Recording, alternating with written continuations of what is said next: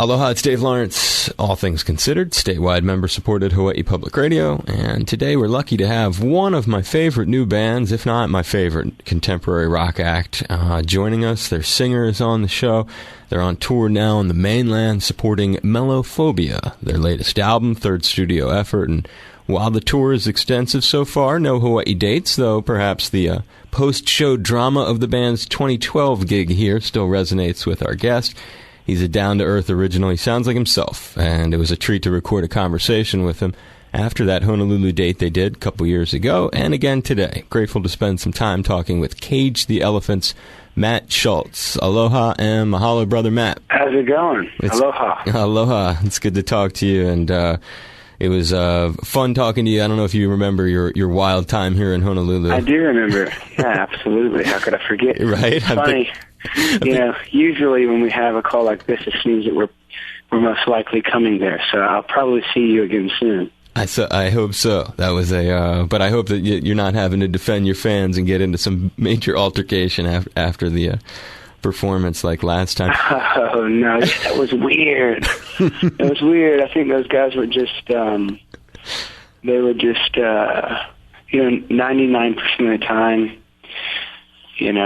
security is fine and they're just doing their job. But every once in a while, there'll be a guy that, I don't know, maybe he got bullied. Maybe he was a smaller kid in high school and then just roided it up for the rest of life. But sometimes guys just want to take it out on people who are having fun. And so, I don't know, it wasn't something that, that stuff happens, and just try to keep the peace. And it was impressive.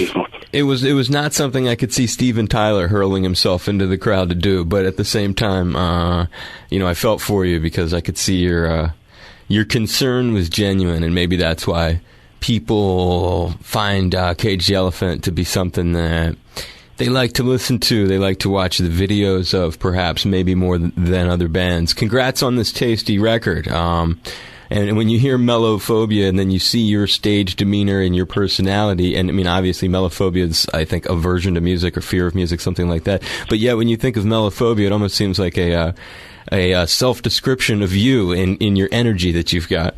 Perhaps. I don't know if that was like a cognitive effort or anything. For me, it kind of just fell into that name, and it seemed very fitting as far as like, it becomes more and more apparent to me how much, external influences play a role, and internal influences play a role on the creative process, and sometimes even more internal than external. As far as like just feeling the need to project, these premeditated images of self. Sometimes we have ulterior motives. You want to be perceived as intellectual or artistic or poetic or, God forbid, genius. And these are, elitist titles that were made to separate the few from the many, which just isn't. That's the kind of thing that destroys everything that's great about creative expression. So for us in this record, it was really, and in every record, it feels like we try to make strides against strategy-based writing or fear-based writing, and try to just make it a genuine expression. Or I don't know how much sense I'm making right now, but you're making a lot of sense. I mean, that's what people, genuine is really what people find. I think, I don't know, I can't speak for people, but I can speak as somebody who does this kind of thing for a living. And when I decipher your music, there's an authenticity to it. And maybe to your demeanor, and I think, if I could paraphrase what your concern is when you soak up other things, like you hear the radio, you hear jingles on TV, you hear them on in other forms, it can affect your thinking, and then when it comes to making a record, that stuff kind of influences your sound maybe in a way you didn't want it to. Maybe it impurifies it in a way. Well, perhaps sometimes we influence ourselves in ways we don't like. You know, that's what I would probably argue for more than just external influences, just because ever since the beginning of the 20th century, you know, there's been the over-commercialization of adolescence, and pop culture has become a thing. And so, you know, there's all these new images that have been created that we cater towards and try to fulfill, thinking that means success. And, you know, I think we're quick to point the finger at the record industry and at, you know, advancements in technology, and this is why the creative arts are suffering. But sometimes I think it's ourselves that are at fault, as in that we've just bought into this thing that we've been fed for so long. And yeah, maybe you get really good at portraying this particular image and maybe it feels right, but what if the thing that feels right is wrong?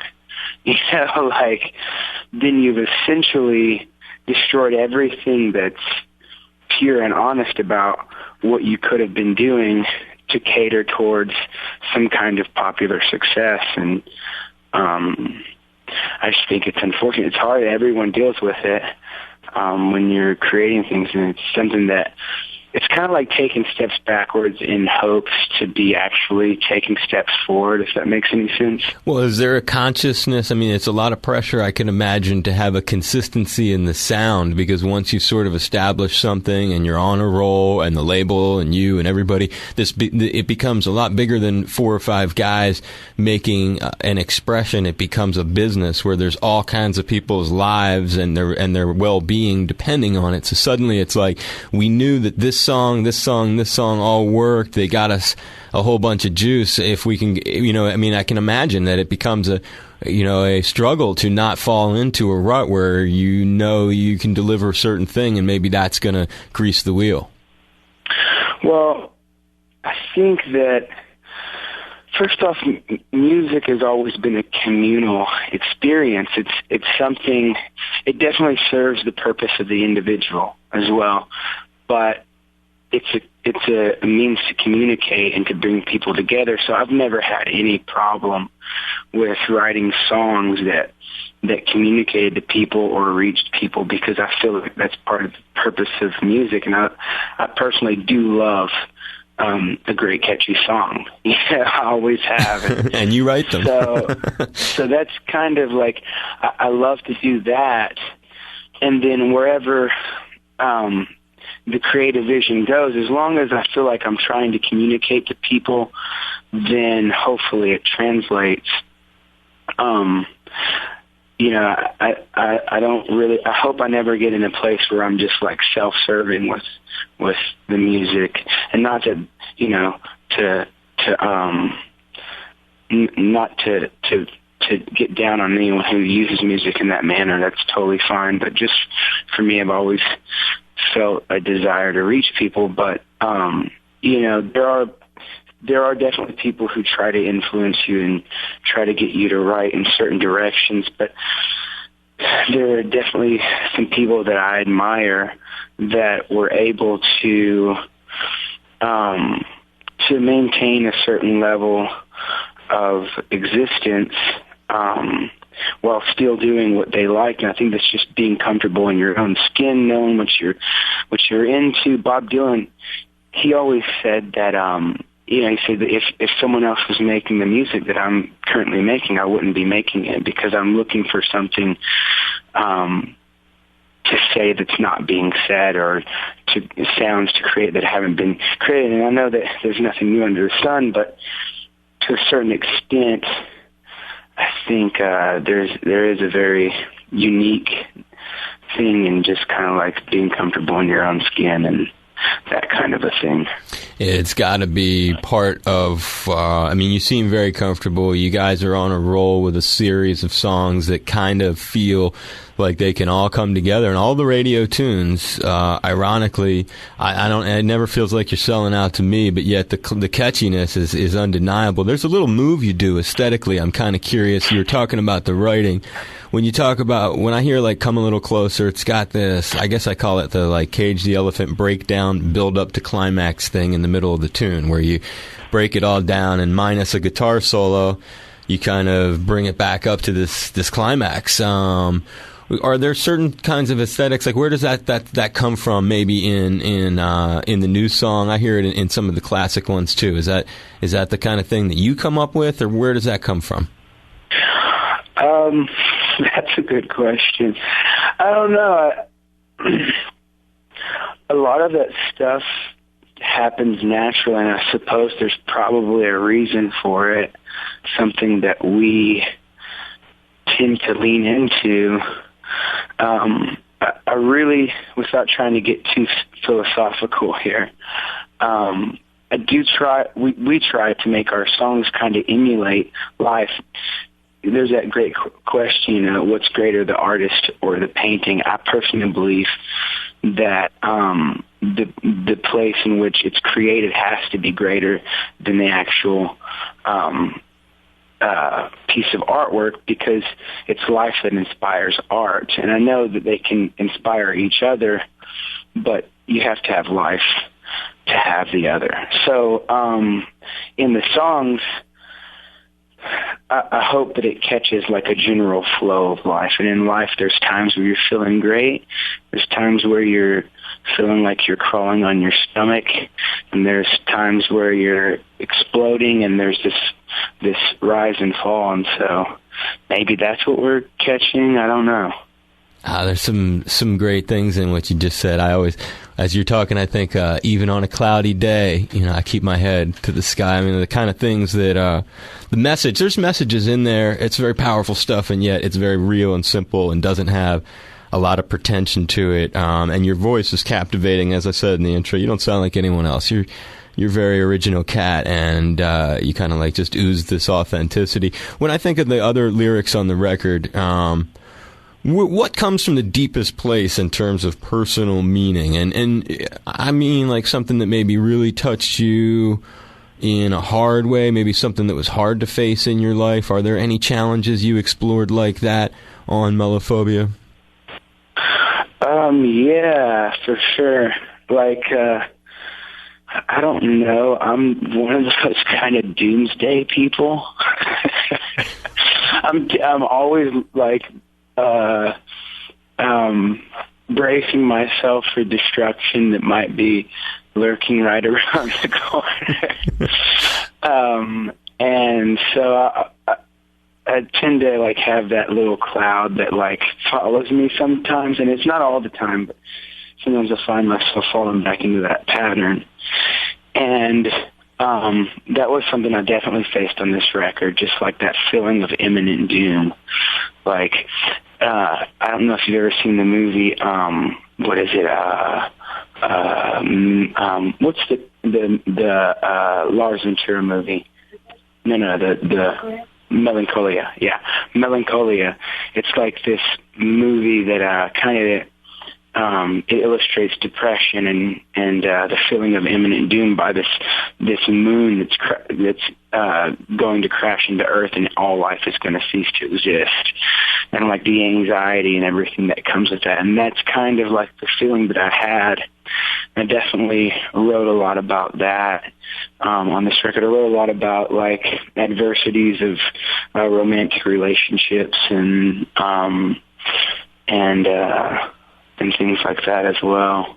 When it comes to and other things that are deeper for me than that, but I keep those for like more intimate conversations, one-on-one kind of things. I completely understand, no doubt. I was just curious where, in last year I lost my mom, my grandmom. I've been through a lot of stuff, so it just makes me look at everything different. So I just wonder, what things have influenced him to come up with these words that I love them. They echo in my head. I can't, I'm the kind of cat, I find a tune I like, whether it's Back Against the Wall when that was new or whatever, in one ear, and I would just play them over and over and over because I like the hook. Like you said, I like when the hook gets in your head, you can't get it out, you dig the sound of the guitar. guitar, the spread of the stereo mix. So when I think about, this new tune, Come a Little Closer, I've been looking at some of the words on there.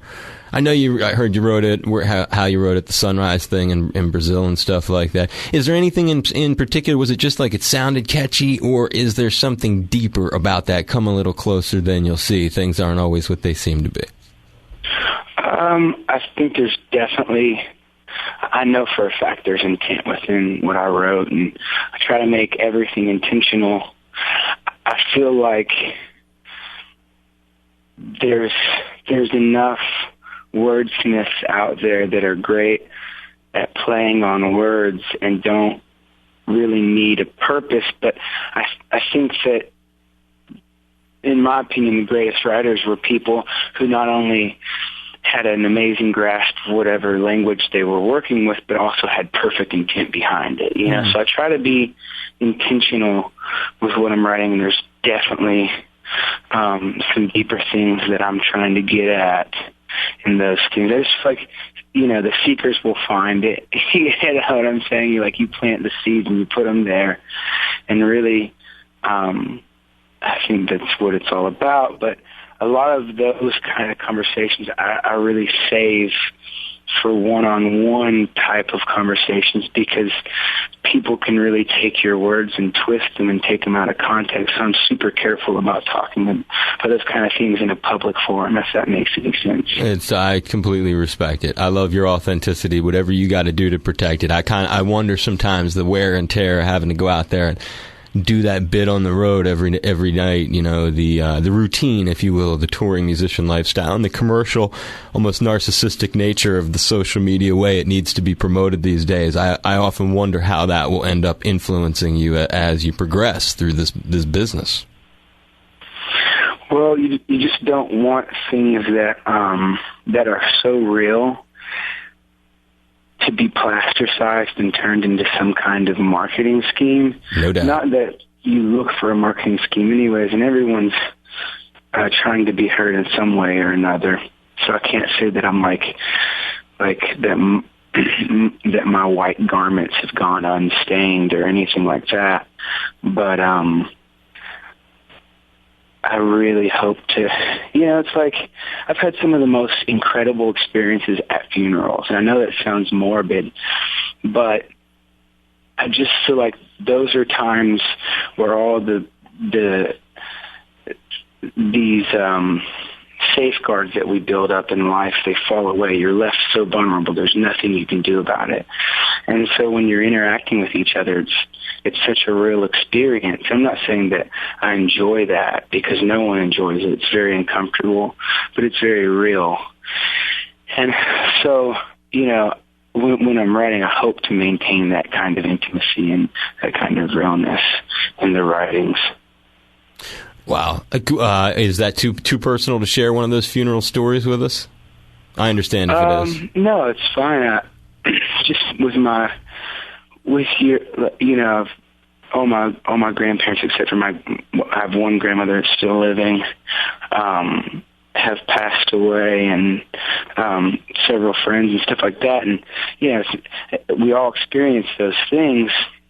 But with my grandfather in particular, and my grandmother, I guess, I was working construction, and one of I got a phone call, and it came unexpectedly. I remember I was just thinking that week, I was like, gosh, I really got to go see Grandpa, and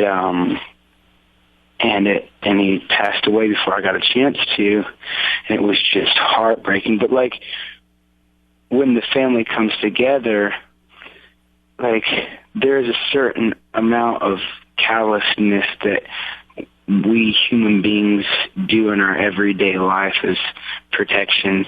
And in a moment like that, it's kind of like in the same place that I imagine you could be at childbirth or any kind of traumatic, just experience that just has tons of gravity. And, you're kind of just stripped bare and forced to be in a place where you deal with things and people, and that was one of those experiences. Another time, this was crazy, but and it became apparent to me how important death was, and I mean that in a very unmorbid way. But we flew to New York and into JFK, and I was taking the cab to wherever it was that we were going, and we drove through the cemetery there. And there's a lot of people that live in New York, you know, which means there's a lot of people who die in New York. Mm-hmm. And so as we're traveling through this cemetery, there's just like endless gravestones. Endless. You know, I mean, millions. And I was like, oh my gosh. And like, I was forced to look at my own mortality, you know. And I think there's some very special truth within that. Oh, yeah, no doubt. Your mom's still with you, I presume, from your dialogue. Yes. Yeah, well, when that one goes, brother, everything you thought goes out the window, sort of. On another note, before I wrap it up with you, and I'm very appreciative, by the way, of all your time and telling me all these personal stories really does mean a lot. On the aesthetic note, there's something cool when I check out all your tunes, but certainly you've done it again with this song that has such a creative video too. I hear there's like interesting, unusual sounds in there. I wonder if that's a mellotron. I was curious if there were unusual instruments or ways to get sound for your band that is part of perhaps the authenticity of you. Absolutely. Like, yeah, we're firm believers in using to live in your own time. You know, like there is the temptation to love the sounds of yesterday that have been lionized and kind of cater to that, but we'd much rather take that kind of way of thinking and apply it to what's happening today. So like we try to take what's available to us today and push it to the furthest extent of our capabilities, of its capabilities. And so it would definitely use a lot of mellotron, a lot of like guitar pedals, just even like raw instruments in the way that we sculpt the sound in post to change it and stuff. We definitely strive to kind of do that and add to it in that manner. That's awesome. Well, you do it, and you do it really well. Great video, too. Super creative. I don't know how much input you had on all that. Which one? The new one I'm talking about. I'm focusing on the Come a Little Closer. Take it or leave it? Come a Little Closer. Yeah, just the crazy psychedelic quality, the colors, the outfits you wear. I mean, everything. You know, it's funny. It's not... I was super involved. We're always really involved in any kind of visual that's projected, but it wasn't meant to be super psychedelic. If there's one thing I regret in the video is putting that like classic 60s kind of psychedelia in the choruses, those patterns, right. Because I feel like it confused things. But a lot of those things that were in the video were pulled from actual dreams that I had and the director had. And we just kind of mixed them together, and then I illustrated it, and then we had an animator animate it, or I illustrated the characters. Wow, that's your illustration, and then they took it from there. Yeah. Matt Shultz, Cage the Elephant. New record is Melophobia. And Matt, I really appreciate your time. I hope this wasn't a hassle doing this today. Wasn't a hassle at all. Thank you so much. I appreciate it. Aloha, this is Matt Shultz from Cage the Elephant, and you're tuned to All Things Considered with Dave Lawrence on statewide, member-supported Hawaii Public Radio.